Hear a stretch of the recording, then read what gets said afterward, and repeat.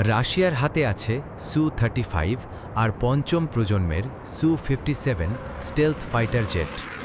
এই বিমানগুলো দীর্ঘ পাল্লার মিসাইল বহন করতে পারে, অত্যাধুনিক রাডার সিস্টেম ব্যবহার করে এবং আকাশে বহু টার্গেট একসাথে লক করতে সক্ষম। বিশেষ করে সু-57, যেটাকে রাশিয়া তাদের ভবিষ্যতের গর্ব বলে মনে করে। কিন্তু সমস্যা হলো, ইসরায়েলও চুপ করে বসে নেই। ইসরায়েলের হাতে আছে আমেরিকার তৈরি F-35 স্টেলথ জেট।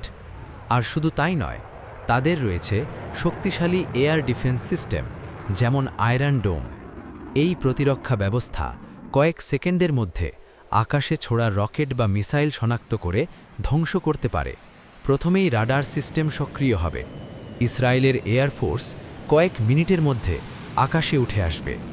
রাশিয়ার বিমান দূরপাল্লার মিসাইল ব্যবহার করতে চাইবে, কিন্তু ইসরায়েলের স্টেলথ প্রযুক্তি আর উন্নত ইলেকট্রনিক ওয়ারফেয়ার সিস্টেম বড় চ্যালেঞ্জ হয়ে দাঁড়াবে। এটা হবে সম্পূর্ণ প্রযুক্তির লড়াই, স্টেলথ বনাম স্টেলথ, রাডার বনাম রাডার। কারণ সরাসরি যুদ্ধ মানেই আন্তর্জাতিক সংকট। ইসরায়েলের পাশে আছে যুক্তরাষ্ট্র, রাশিয়ার পাশে রয়েছে ইরান ও কিছু মিত্র দেশ। একটা ভুল সিদ্ধান্ত থেকেই শুরু হতে পারে বড় আকারের বৈশ্বিক সংঘাত। তাই দুই দেশই সরাসরি সংঘর্ষ এড়াতে চায়।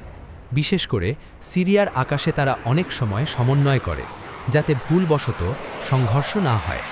তাহলে প্রশ্ন হলো, রাশিয়ার যুদ্ধবিমান কি ইসরায়েলের আকাশে ঢুকে সবকিছু ভেঙে দিতে পারবে?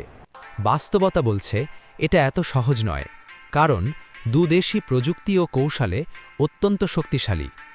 আকাশযুদ্ধ হলে সেটা হবে ইতিহাসের সবচেয়ে হাইটেক লড়াইগুলোর একটি।